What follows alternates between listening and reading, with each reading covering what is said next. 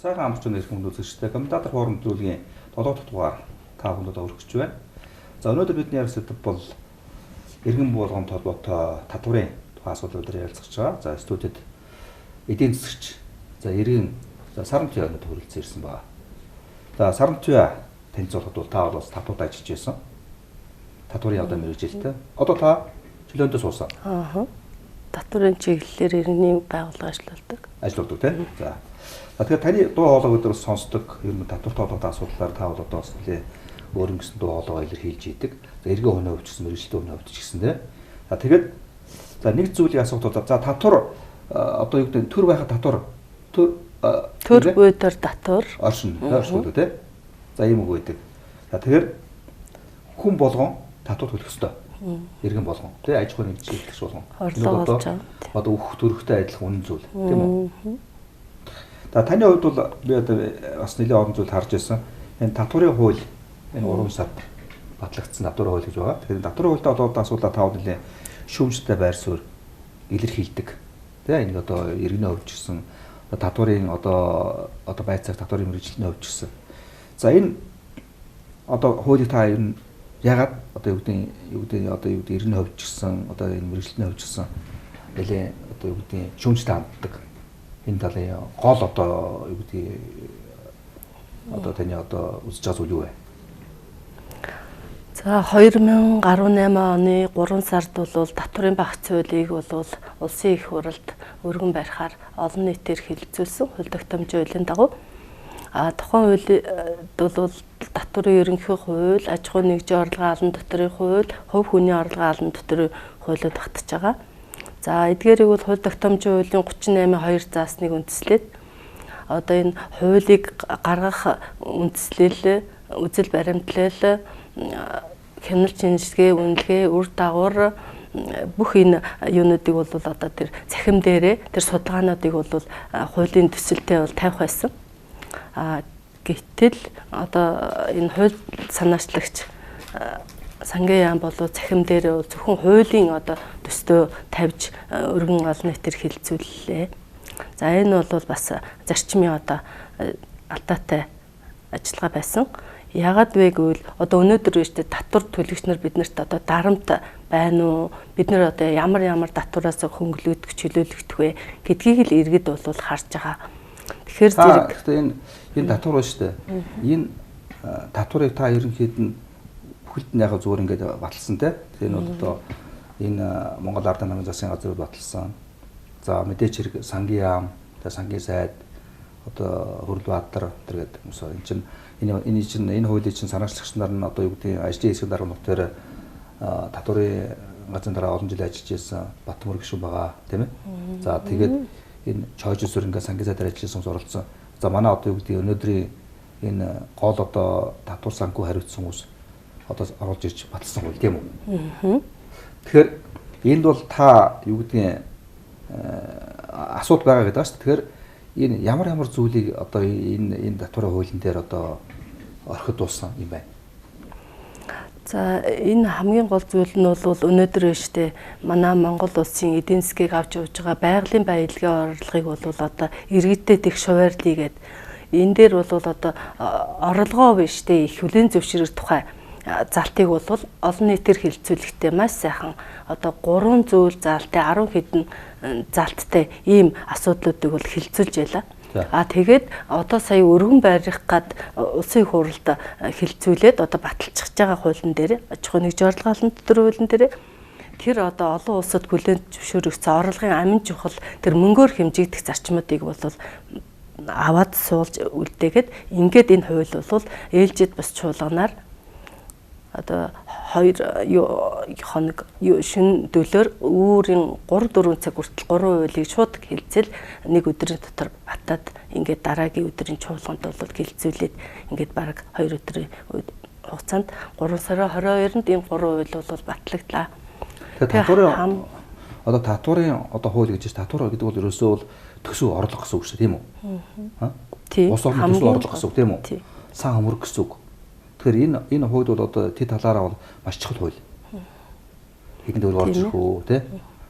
Энэ одоо ямар тооцоо гарах уу, хаанаас мөнгө олох уу? Энэ чинь улсын төсвийг татвараа бүрдүүлдэг шүү дээ. Манай улсын төсөв бол 7 гаруй их найдаар улсын төсөв бүрдэж байна. Түүний одоо 2 гаруй их найдыг бол нэмэгдсэн өөрсдгийн албан татвар, улаан аж ахуйн нэгжийн орлогын албан татвар эзэлж байна л да. За тэгээ хамгийн гол нь энэ хууль бол одоо маш сайн одоо эдийн засагт өрөөгөөчтэй байх үндслэл юу байсан бэ гэвэл судалгаа байсан гэж үзэж байгаа. Яагаад вэ гэвэл одоо энэ хөгжлийн бодлого төлөлтийн хуулийн дагуу одоо энэ бүх биштэй энэ салбар нэгжүүд эдийн засгийн одоо энэ сангийн яамд одоо мөрдөж байгаа тэр бодлогын одоо тэр баримт бичиг болох захиргааны хэв хэмжээний актууд одоо татварын хуулийн дээр бүгд байж байгаа.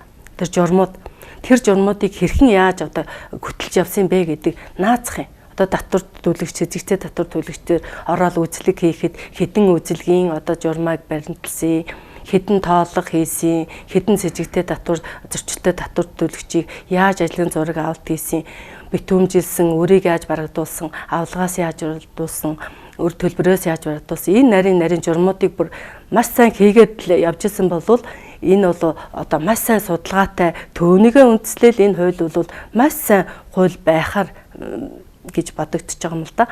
Гэтэл одоо энэ бол бас тэр судалгаа тавиагүй гэдэг нь л бол бас нэлээд сэжиг тэ бид нарт одоо асуудал төрүүлээд одоо тэгээд сүүлийн үеийн одоо өцтөр уржигдрын сайтуудад бол тавьж байна л да. Татвар төлөгчийн өдөрлгөөтэй холбогдоод энэ 6 тэрбумаас дээш төрөний борлуулалтын орлоготой аж ахуйн нэгжийн болвол одоо энэ нийт татвар төлөгч 193 мянга гэж ажлын хэсгийн ахлагч Баттамөргөө бол ярьж байсан. Үүний одоо 3.5-ыг л эзэлдэг юм байна л да 6 тэрбумаас дээш. Энийг бол одоо нийт татвар төлөгчтэй юм уу? 50 тэрбумаар одоо төлөх татварыг нь үлдээж өгнө гэж шүү дээ. Тэгэхээр одоо чөлөөж яана л гэсэн утга шүү дээ. 50 тэрбумыг төсөвд орохыг нь одоо тэр уулуурхай байна гэж бодоход тэднэрт нь үлдээгээд өчөж байна тийм. Тэгээд нөгөө үлдэж байгаа татвар төлөгч. За яг энэ хууль батлагдсан 22-ны өдөр болвол сангийн сайд болвол мэдээлэл өгтөө бараг л 50 тэрбум хүртэл бол татвар төлөгчд бол ер нь 334 мянга байдаг. Ингээд нийлээд ингээд бүгдөрөнгөний үсгээр бол 300-аас саяас 1.5 тэрбумд 157 мянга гэл эдгээр ингээд нарийн ингээд чигсаач хэлжсэн. Тэрнээс нь үндэслээд үсгээр 400 гаруй тэрбум 460 хэдэн мянган татвар төлөгч байдгийн байна да.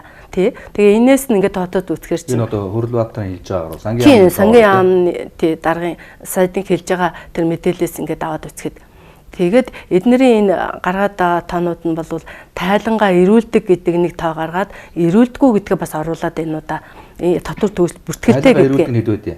За тэр тайлангаа ирүүлдэг нь 193 мянга гэж ажлын хэсгийн ахлагч хэлж байгаа юм. За тэгээ энийг ингээд тоотод үзэхэр чинь тэр 6 тэрбумаас дээшх татвар төлөгчид 50 тэрбумаар үлдээж яана гэд. Нөгөө биш тэ 6 тэрбумаас доошх татвар төлөгчид нь 39.5 гэлөө ийм юг бас татвар төлөгчдийг нь хөнгөлөлт үзүүлж одоо өөрсдөд нь хөнгөлөлт үзүүлээд үлдээж өгч байна гэж.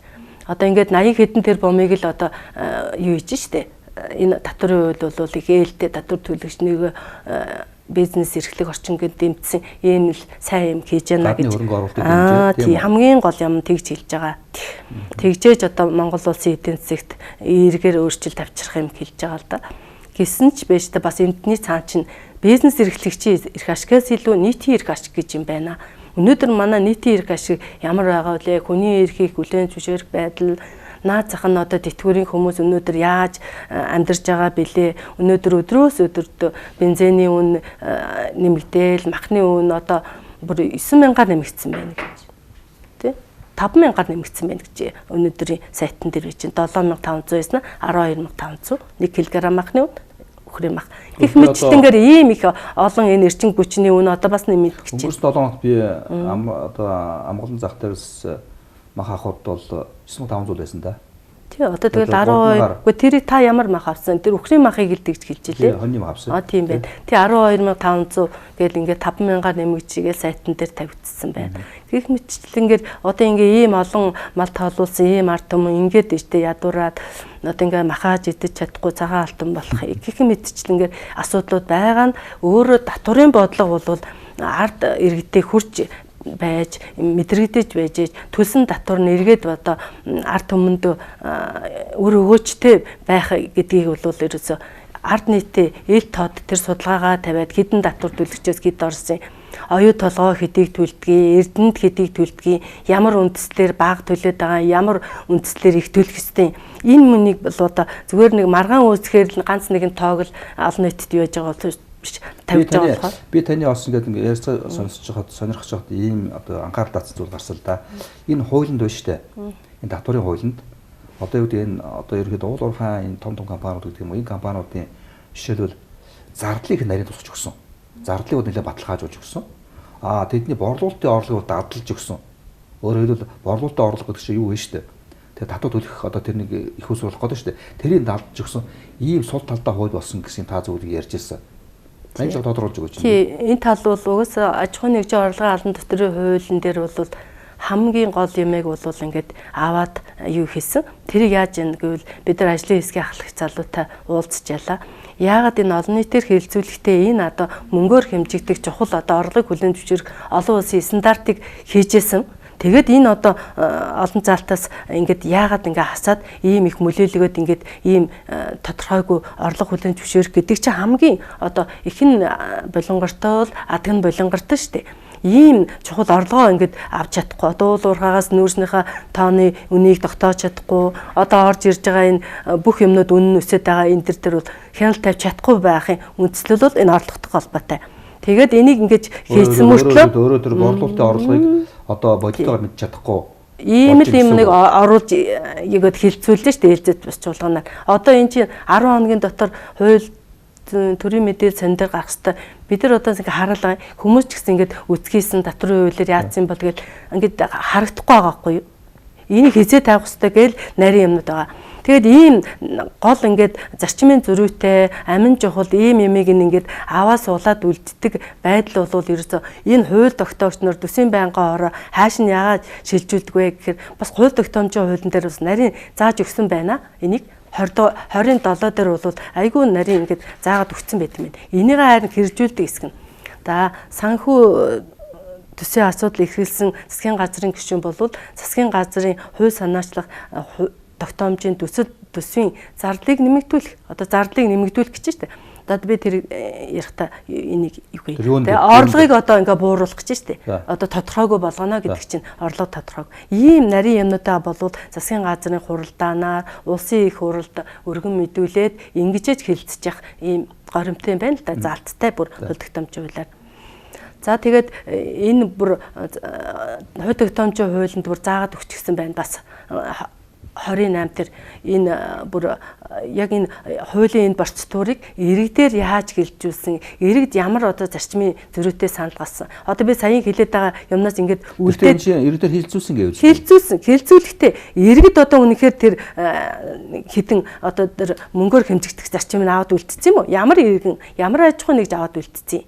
Тийм үү? Энд дэжтэй хэн нөлөөлөд ингээд оруулаагүй энэ асуудалтай. Дараа нь бол зардал тал дээр бол олон улсад хүлээн зөвшөөрөгдсөн зарчмыг масаа оруулж өгсөн. За тэгвэл нэгдүгээр дэжтэй энд бол илэгдэл тооцох дээр бол газрын тогтчид гээл. Газрын тогтчид гэж юу байгаа юм? Тэгвэл энэ хуулийн дээр нэр томьёоны тайлбар дээр тайлбарж өгөх ёстой. Байхгүй байгаа. Ийм нэр томьёоны тайлбар тодорхойгүй ийм хээдэл үүсгээр хоёрдмал утга санаа гарахгүй юм хийн гэж үзэл баримтал дээр тусгаж байгаа шүү дээ энэ үзэл баримтал нь. Гэтэл энэ одоо ийм тодорхойгүй юм болоод тэгээд өршөөл тийм хоёрдмал санаатай байж болохгүй шүү дээ. Байхгүй байх ёстой гэж үзэл баримтал дээр тусгасан. Гэсэн ч энэ дээрээ бол тийм газрын тогтчид гэдэг. Одоо хаанаас газрын тогтчид гаргаж ирээд илэгдийн зардлыг одоо байгуулад зардлуур ногдох орлогоос нь асах нэ. За нэгдүгээр тийм. Хоёрдугаарт нь хайгуул үнэлгээний зардлыг гэж байгаа. Хайгуул үнэлгээний зардлыг гэж хизээдээ хаана ямар одоо хайгуул үнэлгээний зардлыг гаргаж ирээд одоо эн чинь бүгдөө л ингээл зардалтаа хийгээл татвар баг төлөх сонирхолтой татвар төлөгчнөр байгаа юм чинь хизээний хийцэн байгаа юмыг ямар одоо үндслээр хайгуул үнэлгээний зардал хэдий хэмжээний юм гаргаж энэ бол маш их үндэстэн дамсан корпорациудын татвараас зайлд хийдэг айгүй нарийн одоо арга юм байд юм л да. Тий, энийг бодлонтой. Одоо энийг чинь татвар байцаагчдаас шалгах юм бол бас их байдалд орох гэдэг байгаа байхгүй юу? За чи янз бүрийн юм яриад байвал одоо дарамтлж штэ чи намайг яагаад дарамтлж байгаа? Би чамаа зөв эрхий чи 10 жилээр асуулаад тий ингээл ажилгүй болох чи шүү. Татварын байцаагч гоо. Тий, ийм юмыг оруулсан энэ бас хуулийн дээр. Хуулийн дээр үү? Тий. Тэгээ энэ хууль татварын байцаагчийн бас одоо юу гэдэг шударгаар ажиллах эрхийг бас хавцсан.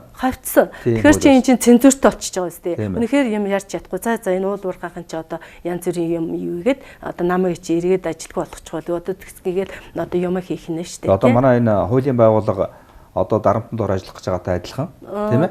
Татварын одоо байцаагч нар бас шударгаар ажиллах боломжийг бас хавцсан хууль гарсан юм байна тийм үү. Тэгээ хамгийн гол юм нь энэ хуулинд хоёрхан залтыг бол үгүй журмыг бол манай татварын ерөнхий хуулийн дээр өнөөгөө мөрж байгаа хуулийн дээр засгийн газрын гишүүн тогтоодог байсан байхгүй юу? За. Одоо юу вэ гэвэл маргаан таслах зөвлөлийн журмыг тогтоодог байла. Одоо мөрдөж байгаа. Татварын байцаагч нарт урамшил сагналд орох ийм журмыг тогтоодог байла. Тэгсэн чи одоо энэ хуулийн дээр ерөөсөө нөө сангийн сайдлал тогтоох болсон. Одоо энэ чинь бас нэг гитэрхи нэг одоо энэ ил тав байдлаа олгосон гэдэг чинь цаанаа л нөгөө нэг янз бүрийн тий сонирхлын зөрчлийг агуулж яадаг л гэдгийг ярьдгийн байлээ л дээ тийм ээ. Тэгэхээр ийм асуудалтай. За тэгээд хамгийн гол юм нь бол энэ хөнгөлөлт урамшууллыг эдлүүлсэн бол ерөөсөө яагаад гэвэл их хор нөлөөтэй. Анх манай татварын алба үүсэн байгууллагад Америкт манай энэ замграхтай сайхан удирдлагууд яваад биднэрт ирээд ярьж байхдаа бол ингэжсэн. За бид нар бол одоо очиж судлаа. Энэ хөнгөлөлт чөлөөлт гэдэг юм чи хамаагүй одоо хийж болох уу? Энийг одоо бүр их сайн асуулаа шүү.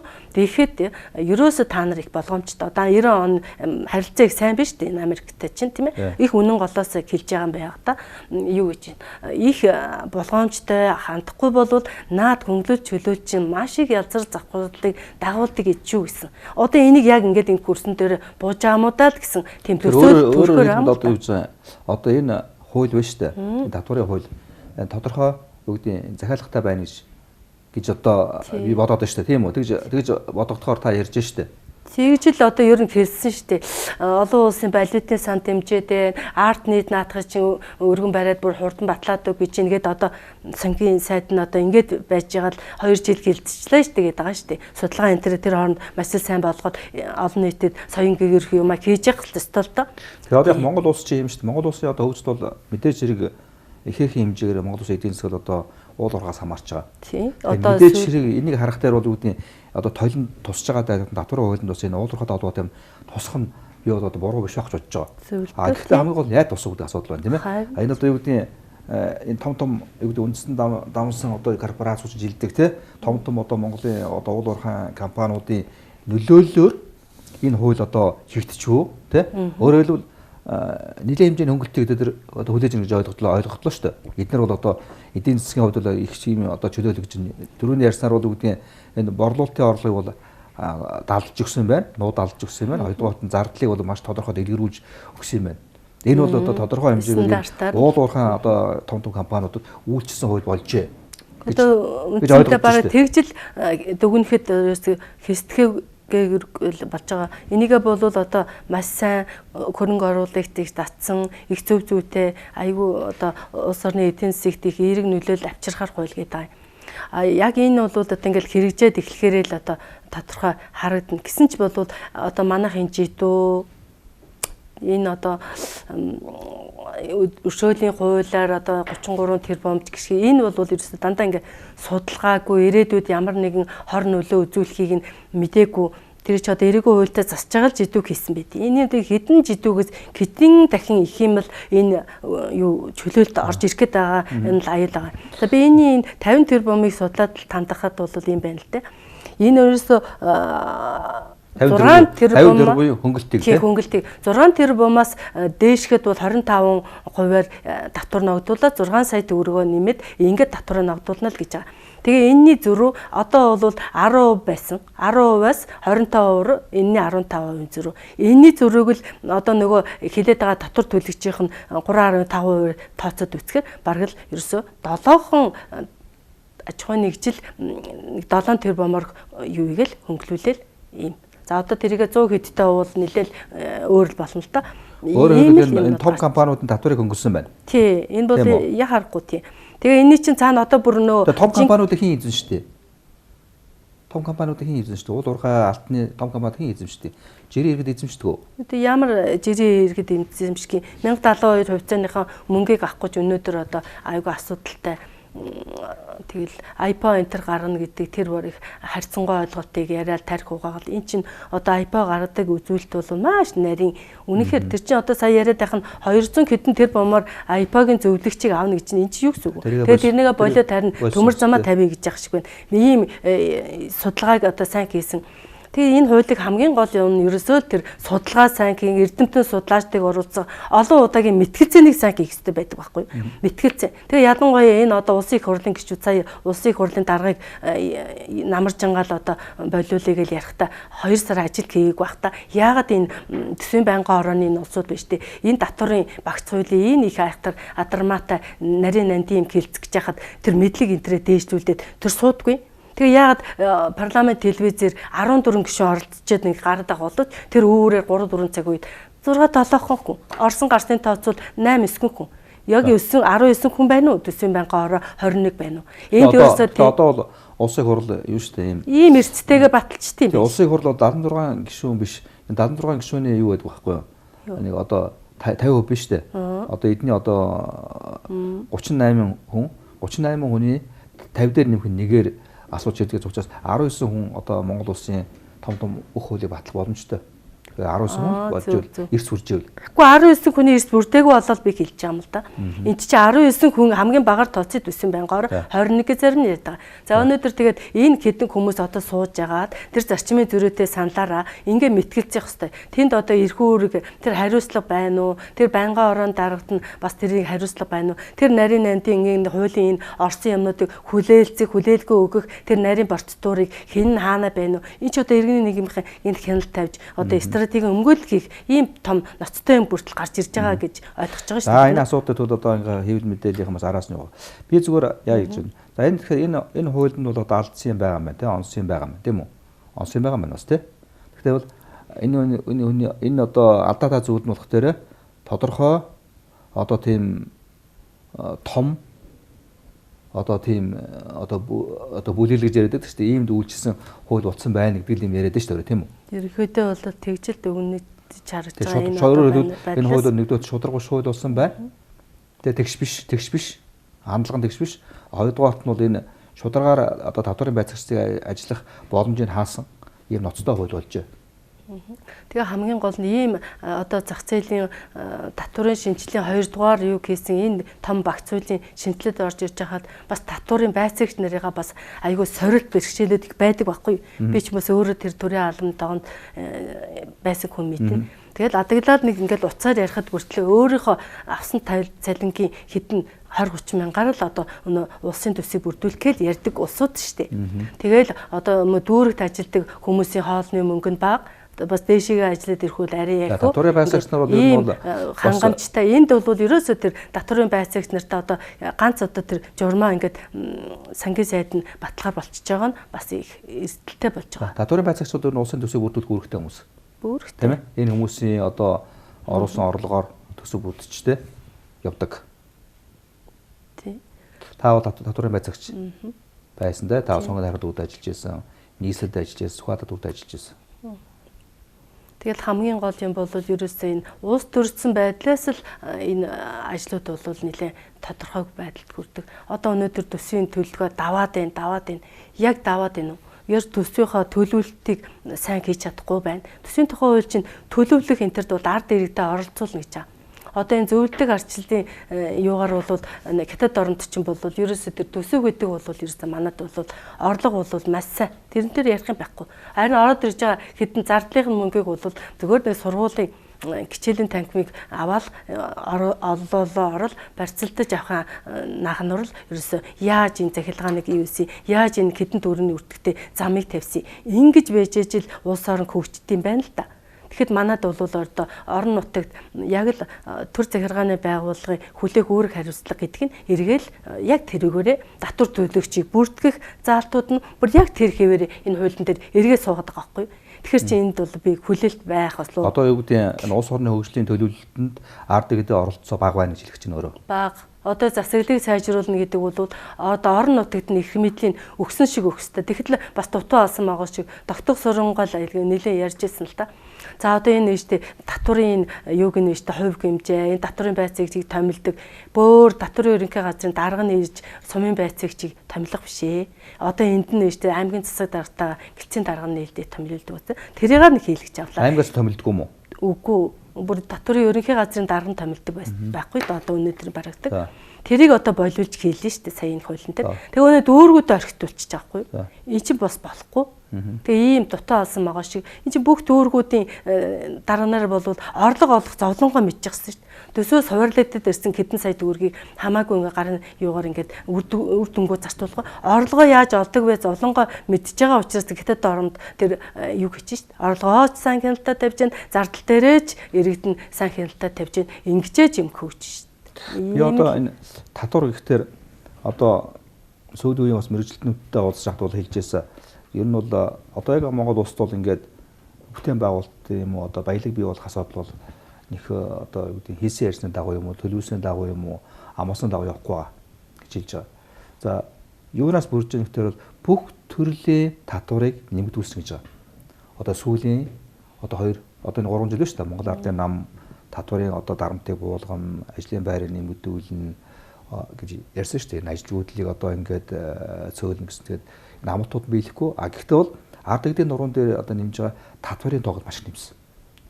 Тэгэхээр би бодохдоо бол ингээд ард иргэдийн халаас руу ингээд төрцөнд гараад үрээд тэгээд одоо юу гэдгийг тэр хэмжээгээр одоо төсвийг одоо хугацаанаас нь үрдүүлээд байгаа юм чи хараад байгаа байхгүй. Бас тантай санал нэг байна л да. Тэгээ хамгийн гол нь тэр баг татвар төлөгчөнд нэртэ оногдуулах юм дотор бол тэр игс тайлан гаргадаг татвар төлөгчөнд байгаа юм л да. Тэрний тоог бас тодорхой задлж гэлэхгүй байна л да. Энэ бол айгүй бас чин дарна. Татвар төлөгчнөрт бол маш их байдаг. Тэгэл татвар хийдэг тодорхой хэмжээний ажил хийдэг байсан ч игс тайлангаа өгөөд явдаг татвар төлөгч зөндөө өнөөдөр. Энэ далд эдийн засгтээ тэмцэх тухай ойлголтыг бол одоо маш их нарийн одоо юутай хийх ёстой тэр захимаар одоо өнөөдөр ингээл нэг хорон дээр очил агарын бохирдыг бууруулах чинь бүх тэр юмнууд ингээ аппликейшнаар бүгд ингээ сайхан ороод бүх юм болчихно. Бас татварын алуу өөр цахилгаан мэдээлэл харилцаа холбооны газар санаачлага гараад хамтран ажиллах тэр заалтан дээр оруулаад бүр тэр аппликейшнаар өнөөдөр ингээл тэр сансрын юугаас энэ бүх татвар төлөгчнэрийн чинь зүгээр нэг хэсгийн ахлагчнууд бүгдийг нь оруулаад тэндээ хин яадгийн бүр тэр хорооны бүх хүмүүс бол гарын 5 урууш гэдэг тэр татвар төлөгчнөрөө мэдж байгаа шүү дээ. Тэгээд тэр дүүрэг ажиллана, чадна, мэднэ бүх юмыг чинь яагаад эрхийн өгөхгүй байгаа вэ гэдэг нь асуудал. Өнөөдөр төсвийн зөв төлөвлөж чадахгүй байгаа учраас төсвийн орлого биелээ гэж тарих ухааж байгаа нь бол өрөөсгөл. Та одоо бид нар ингээд та татвар төлөгч тий би татвар төлөгч. За юу одоо ТМ телевизээс татвар төлөгч. За манай одоо контрол телевизээс татвар төлөгч тий. Тэгжээтэл бид нар татвар өгж байгаа шүү дээ. Өгөх ёстой байна бол угаасаа төр байхад бол одоо татвар байна. Гэхдээ татвараа бид нар эргэж одоо үр шимэн хүртэж гэнэ Монгол улсад. Яаж хүртэж байна? Тэтгэвэр авч байна. Тийм үү? Өөр яаж байна? Тодорхой хэмжээгээр одоо эргэл нийгмийн даатгал, татвар хувь хүний орлогын алан дотроос чинь өчнөө олон жил ингээл насаараа ажиллаад төлөөд байгаа гэх боловч эргээд энэ чинь нэг тэтгэврийн мөнгө хангалттай авах нэг эмнэлэгт одоо яралтай хүнд хагалгаанд ороход тодорхой хэмжээгээр хөнгөлж өгөх ёстой шүү дээ. Эрүүл мэнд зөндөө энэ татваруудыг. Тэгэхэд тийм юм байхгүй. Нийгмийн даатгал бол бас л шууд татварын нэг хэлбэр мөн л дээ. Тэгээд энд бол одоо ингээл төр засаг нь энийг бол иргэдэн энэ дороосоо ингээд юу хийдгийг юухгүй. Одоо энэ хуулийн чинь хамгийн гол нь иргэний оролцоог хангасан тийм залтуудыг оруулж өгөх хэрэгтэй байхгүй. Тэрийг оруулж өгөхгүй байна гэдэг чинь өөр асуудалтай. Сүүлийн үеийн гарч байгаа төрийн албаны хууль, авилгалын эсрэг хууль бүх төсвийн тухай, шилэн дансны тухай байна шүү дээ. Иргэний оролцоог хангацсан. Энэ хууль яагаад ингээ иргэний оролцоог хангахгүй вэ? Бүр иргэдтэйгээ татвар алга ингээ харьцаа, цангаа яам бүр ийм юмар сайн хийж явах хэрэгтэй. Энийг бол одоо нэм тэрүүн хийж ахиж байна шүү дээ. Энэ журам дээр юуг маш их зүйтэл гэж үзэж байгаа. Би одоо юу гэдэг сая тэгээ яад асуусан бэ гэхээр би жишээлбэл одоо хэвлэлийн хүрээлэнд ажиллаж байхдаа Данийн одоо манай одоо сэтгүүлчийн сургуулийн багш нартай бол нэлээд холбоотой ажиллаж сургууль судалгаа амдрын болд үсэн хэвлэлийн хүрээлэнд сэтгүүлч зориулаад тэгээд би тэр сургууль дээр очиж байсан. Тэгээд манай нэг багш жишээлбэл тэтгэвд гарахтаа Дайны багш шүү дээ. 60 тэтгэвд гарахтаа маш баярлж байсан. Тэгээд би бас гайхаад ингээд манад болоод ингээд тэтгэвд гарахтаа бол баярлаад байдгүй. Та яагаад ингэж баярлаад байгаа асуусан чинь. Гэхдээ би одоо ингээд Дайны улс улс татвар өндөр төлөгч орон. Одоо $5,000 дунджаар бол сарын $5,000 цалинтай. Одоо бол 1900 би ярьж байсан нэг 96 7 оны юм ярьж штэ. Одоо бас баг тий. Нэг 20 жил өмнө ярьж байгаа чинь тий. Тэгэхэд $5,000 цалинтай тэрнийхээ одоо $2,500 бол ингээд татвар өгдөг гэж. Тэгээд татвар өгж байгаа тэр хүн бүртгэж идэг гэж. За би одоо өнөөдөр $2,500 тушаалаа тий. За би жилдээ бол би нэг 3 одоо $30,000 тушаалаа. За би одоо энийг бол одоо 20 жилийн дараа гэхэд бол би тий $600,000 тушаалаа гэд ингээд ингээ өөрөө мэдчихэдэг. Мэдж байгаа үндсэн дээр ягаад мэдчихэдэг вэ гэхээр дараад нь энээсээ энэ нийт тушаасан мөнгнөөсөө тэтгэвэр авдаг. Тэгээд тэтгэвд гарахтаа одоо тэр манай багш тэтгэвд одоо тэр Эрик Фарм гэж үсвсэн. Тэтгэвд гарахтаа ногш бол $350,000 одоо тэр тэтгэвд гарсны одоо буцаан олгоод авсан. Тэтгэвд одоо тэтгэврээ авна шүү дээ. Дээр нь нэг удаагийн тэтгэвч гэж өгдөг юм олсон. $350,000 тэтгэвч өгсөн. Тэгэхээр манай Монголд бол ийм байхгүй байхгүй. Би одоо жишээлбэл хуулиудыг ингээд хүмүүс заах сайн хуулийн ярьж байгаа. Гэхдээ хуулиудыг сайжруулах хэрэгтэй. Тэгээд хуулиуд нь хэн байх хэрэгтэй гэхээр ийм татвар өгөхтэй байхдаа гадна буцаж иргэндээ наалдах тийм ямар хууль вэ? Тэгэхээр ийм одоо хуулийг бас одоо санаачлах, энэ хуулийг одоо боловсронгуй болгох бас ийм ажлыг бас энэ иргэдэд зориулсан хуулийг хиймээр байгаа байхгүй.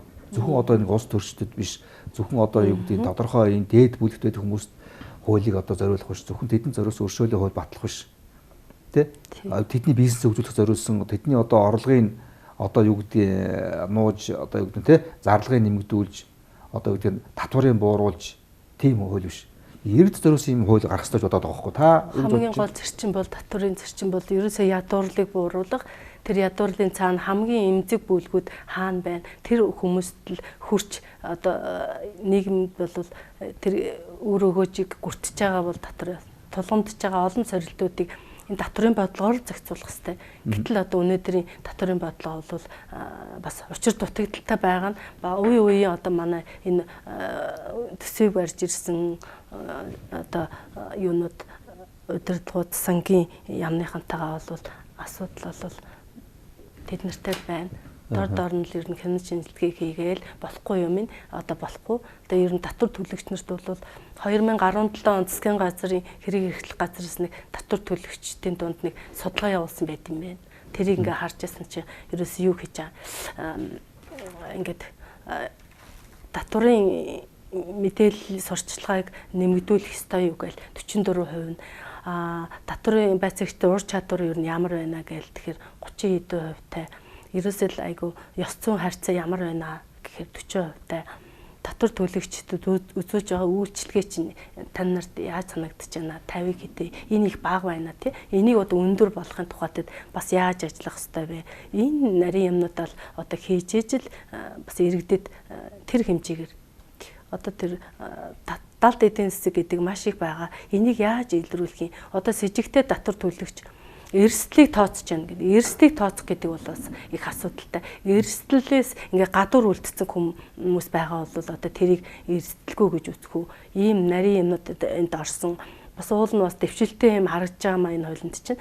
Тэр өөрийг одоо ингээд барагдуулахдаа бас нэлээд одоо олон улсад хэрэгжүүлдэг зарчмыг бол баримтлал тэр аавлага тэр 2 дагч 3 дагч этгээд эдийн хөрөнгө энтерээс бас аавна гэж байгаа. Гэсэндээ бас тэр чи 90 иргэний хуулиараа хамаагүй хүний хөрөнгө энтерлөө халдах чинь бас асуудалтай. Энийг бас нөгөө бусад хуулиудтайгаа уялдуулна гэдэг бол бас л айгу анхаарал юутай асуудлууд байгаа.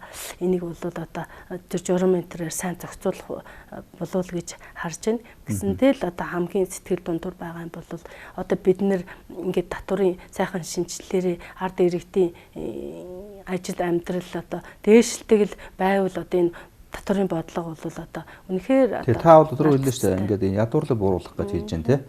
Тэгэхээр би одоо жишээлбэл таачсан гэдэг манай монголчууд зөндөө урагшаа явдаг шүү дээ. Одоо хятад улс руу ингээд янз бүрийн шалтгаанаар явдаг.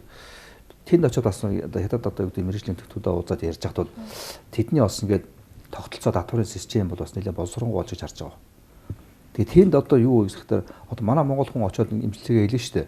Бид нэр 60 сая төгрөгийн имчилгээний зардал гарч байгаа байхгүй юу? Хагалгаа имчилгээний зардал. Яг энэ үн бол бас тэр одоо юу гэдэг манай өөр монголчууд одоо хятад хүмүүс адилхан тавьдаг гэж байна. Яг адилхан үнэтэй. Тэгээ монгол монголчуудаа яг тэр 60 сая төлөх ёстой. Хятад хүн энийг имчилгээгээд хэдийн сая төлөх вэ гэхээр 5 сая төлөх ёстой. Үлдсэн 55 сая нь улс нийгмийн даатгалаас төлдөг гэж байна.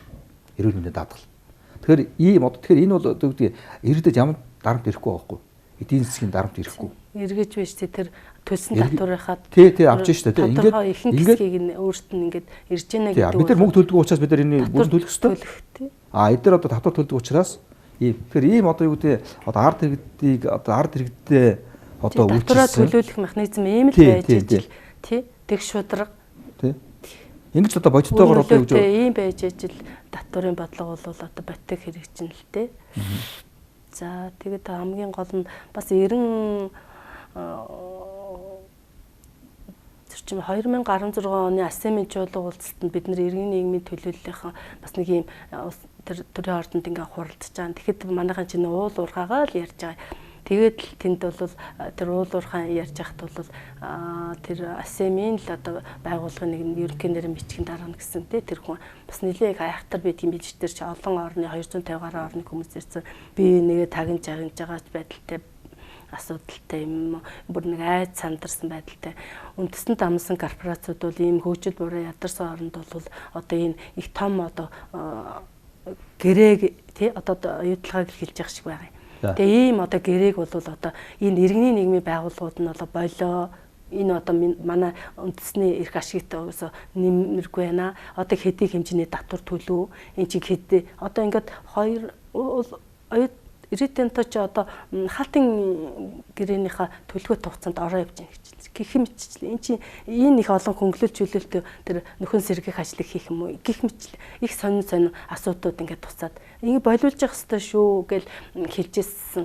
Энэ минь бол одоо үр дүнтэй гадаад орны тэр чухал хүмүүсийг хэлсэн юмыг бол одоо ингээд наалтцтай суулгаад л одоо хөрсөнд нь бэхжүүлж явбал болоо. Яг ойд толгойн хувьд бол би бас саяхан даалд уурхайд навч үзсэн. Тэгээ ойд толгой бол яг гэрээ хэлцлийг бол тодорхой хэмжээгээр сайжруулах, босронгуй болох шаардлагатай болж байгаа. Зүгээр ойд толгой даалд уурхайныг бол өргөжлүүлэх шаардлагатай тий. Би бас ингээд эдийн засгийн эдэнтэй санал нэгдтий.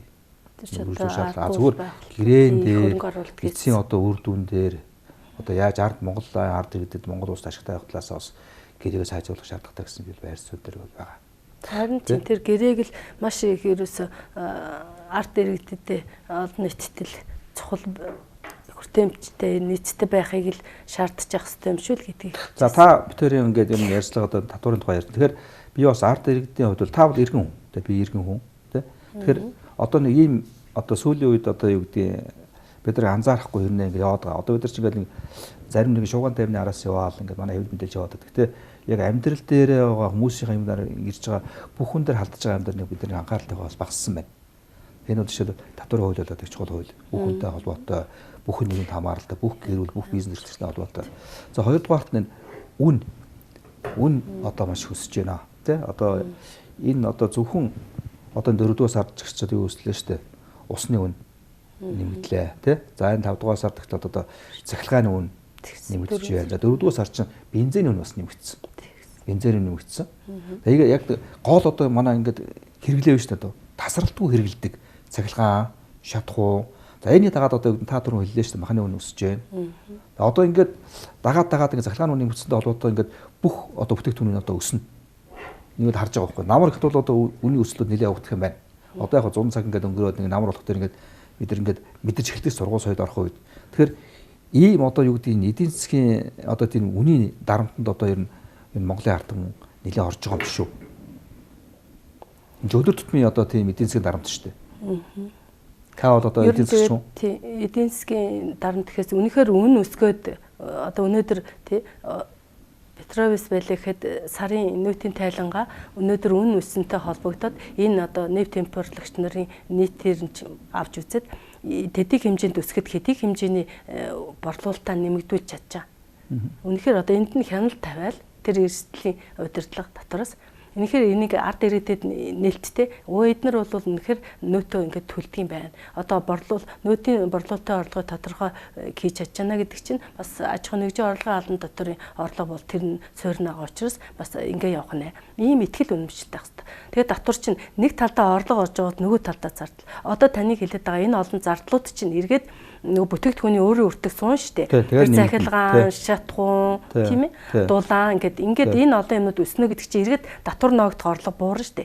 Одоо нэмэгдэн ингэж яриад байгаа штэ. Одоо та нар татвар маш сайн болох гэж байгаа. Та нарт бол ээлтэй багасгах гэж байгаа гэд. Одоо нөгөө багасгах юм нь эргээд багасахгүй ш нуруунд дээр нь очих. Яг ард иргэдийн одоо юу гэдэг нь тодорхой зардаг байсан зардлууд нь нэмэгдэнэ.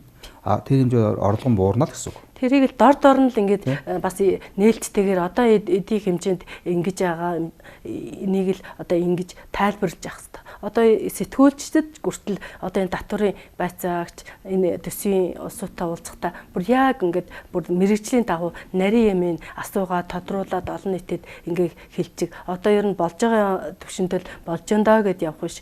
Бүр өшөө болсронгуй болох өшөө бэжтэй тэднээс асууж нийтэд одоо ил тод болох тэр татвар төлөгчдийн тоо байна уу тэгвэл эн чинь ингэдэж штт. Тэгээд яагаад ингэж яана гэл нарийн юмнуудын сэнжилгээ хийгээл би нэг судалгаа сурвалжлага хийгээл явж байхад ингэжсэн. Тэгвэл эн чинь энэ үү гэд та асууж штт надаас энэ шиг л ингэж л асуугаал бүдөрөөл мэрэгчих юм бол ерөөсө хамгийн гол юм. Тэгээд дэлхийн нэг нэрт эдийн засагч нар манай Монголд нэг 90-ад оны үеэр ирээд хэлжсэн. За ерөөсө бүртгэл болвол эд баялгаа гэд нэг саана гэд нэртэй эдийн засагч. Тэгэхээр одоо бид нар юмаа бүртгэж чадахгүй байгаа болохоор зэрэг нөгөө юугаа төсөв даваад байгаа. Ашигтай манай төсвийн орлого биелээд байгаа гэж. Үнэхээр нөөдөр татвар төлөгч нарийн сайн бүртгэх тэр ажиллагаа нь яаж явагдаад байгаа вэ гэдг нь тав алхаал зурчил. Нөөтөө баримт өгөөч гэхээр өгдөггүй үстэй. Тэ? Мөнөө бууралцсан. Тэ? Манайх өгдөггүй. Энд өгдөггүй гэж чөлөөлөөгүй шүү дээ тэрийг. Энэ дээр ингээ ажиллах тэр байцаагч нарт нь сорил бэрхшээлийн судлаад байцаагч нарт нь өгдөг урамшилын чагнад өгсөн шиг өгөөд тэнд чинь бас нэг онцгой ажлыг хийгсэн маш их болсон хүчингүүд байдаг байхгүй манай татвар халамж. Тэр боловсон хүчнийхээ ур чадвар мэдгийг даачилсан ийм л байж ижил улс орон хөгжих болохоос. За таам дээр ер нь бол ингээд татварын тухай ярилцлага бол ингээд цаг хугацаа өндөрлөх гэж байна. Тэгээ би танаас нэг асууя. Тэгэхээр энэ татварын хууль одоо хизээ хэрэгжих гэж байгаа вэ? Энэ одоо 2020 оны 1 сарын 1-ээс шүү дээ. Тэхүү те. Та одоо энэ татвар хуулийг яах гэж бодож байна? Ийм үү? Одоо энд одоо болохгүй байгаа тэр гормын тэр айхтар саналууд орсныг бол тэгээд тэр ер нь үүр цөөрөөр батлна гэдэг бол с сэжигтэй. Ягаад гэвэл хурууныг одоо ээлжид хаврын чуулганаар хийх гэдэг нь шүү дээ. Тэрнээс өмнө одоо энэ чинь ерөөсөө эрс мэртэн бүрддэхүүн байна да янз нь. Ийм хариуцлагагүй юм хийдэг гэж би ерөөсөө бодоагүй. Тийм учраас одоо ийм хариуцлагагүй кейс ямиг нь болиулъя. Бид нар юмыг урьдчилан сэргийлжил ямаа ярьдаггүйгаас л өнгөрцөн хойно тэдэг хэмжээний ингээ алга болгосон байна. Одоо энийг шалгах уу болох уу тий? Энд чинь хэний асуудал вэ гэд ингээ ярьдаг биш. Одоо урьдчилан сэргийлээд энийг ахиад тавиа. Энэ 20 оноос 1 сарын 1-ээс янз бүрийн юм байна уу? Одоо энэ юунууд бол ингээл асуугаад тодруулаад тавиад өгөөч хаана байна? Энэ татвар төлөгчийн өдөрлөгөөрөө тавихгүй юм уу? Энийг яагаад ингээд юу гэдэг байгаа юм? За энийг бол дахиж эргэж яриад таны санал болоор энэ хуулийг эргэж харъя гэж байгаа юм тий. Эргэж харж бүр сайжруулах хэрэгтэй. Тэгээ нийтийнхээ эрх ашигт бас зохицуулах хэрэгтэй. Хэтэрхий бас тэгж бизнес эрхлэгчийн нэрийн дор одоо ингээд энэ хуулийг бол за би зөвхөн яг нэвтрүүл дуусгах нэг асуулт. Энэ татварыг хэн нэмдэ? янз бүрийн татварыг хэн нэмдээ? Улсын их хурлаас л тогтоо шүү дээ. Татвар. Одоо жишээлбэл жолоочийн хариуцлагын одоо татвар гэж байна шүү дээ. Одоо энэ жишээлбэл чинь даатгал хариуцлага гэх юм. За даатгал тий. Даатгалыг хэн нэмдээ? Даатгал чинь дандаа хувийн байгууллагууд өөрсдөө тэр юугаа өгсөн. Жолоочийн хариуцлагын даатгалыг одоо жишээлбэл энэ 40 одоо мянган төгрөг байсныг 85 мянган өсгсөн байна шүү дээ. Тэгвэл тэд нар чинь нөгөө тэр даатгалынхаа байгууллагууд хоорондоо өгсөн үйлдэл ингээл нэмж байгаа шүү дээ. Одоо эн чинь янз бүрийн мөнгө угаах тэр терроризмтэй тэмцэх энэ чинь нарийн тусгал. Энд чинь ард тэгдэн нуруунд дээр үүсэж байгаа том дарамт шүү дээ. Том дарамт. Тэр чинь одоо би ч гэсэн татвараа ингээд төлөхөөр агаарын бохирдол ингэж 22 мянга чинь нэг жижиг тэрэг чинь зам ашигласны. Энэ чинь ингээд нэмэгдсэн. Тэгээд 20 хэдэн мянга өгч байгаа шүү дээ. Гэх мэт чинь ингээд эн чинь ингээд чимээгүй л ингээд нэмчихэд байгаа. Манай ард иргэжээс энэ татварынхаа асуудлыг өстө хоол гэж байна. Тийм биш ээ. Та төлнө, би төлнө. Одоо манай нэвтрүүлэгт орж байгаа оператор, найруулагч бүгдээр төлнө шүү дээ. Бүгдээр тэг бүх гэр одоо 500 мянган машин Монголд байдаг гэж байна шүү дээ. 500 мянган машин хэрэгжилж байгаа хүмүүс бүгд төлнө. Тэг ийм амарханаар татварыг хураах биш ээ. Тэ одоо өөрсдийнх нь гаргаад байгаа тэр борлуулалтын орлогоос 10%-ийг нь борлуулалтын орлогоос шүү дээ. Төлүүлээд эргээ 9%-ийг хөнгөлөөд 1% татварыг нь төлүүлнэ энэ гэж байгаа. Энэ бол бас л эргээл ингээл тооцоо хийгээл үцхэд үнэхээр өнөөдрийн мөрдөж байгаа 3 сая тэднэрийг хөнгөлөх гээд байгаа 3 сая 500 юу вэ? Асуудал. Энийг бол бүгдөөрөнгийн ингээл сайхан ил тодл ингээл гарын хаалгаар татвар төлөгч иргэд одоо бүгдэнд нь биднэрт ингээд ийм шүү. Тэгвэл одоо үнэхээр бид нэр сэрдэл тартал байхгүй. Үнэхээр л бидний төлөө байна. Та бүхэн яасан гээ өндөрлөө. За ингээд өнөөдөр бид татварын тухайн асуудлаар за эдийн засагч, за Иргэн Д.Сарантуяатай ярилцлаа. За энэ татвар бол ямар одоо татвар хууль батлагдсан байг бол одоо томчуудыг гэдэг юм уу эрх мэдэлтэй хүмүүсийн том бизнесийг дэмжсэн. За жирийн одоо иргэдийн одоо дунд жижиг бизнесийг одоо нэлээд хавцсан. Мэргэжлийн одоо тийм татварын шудраг байцаагчдыг бол одоо өөрийнхөө одоо тийм мэдлэлд оруулсан. Ийм одоо тийм шудраг ус хууль батлагдчихэ гэсэн тухай бид ярилцлаа. Таны өнөөдөр ярилцсанд урьж байсан баярлалаа. За ингээд үзэгчтэй өнөөдрийн төлөвийн өгөрөнд дэрж дараагийн төлөв иргэн уулзлаа. Иргэн уулзсаа. Баярлалаа.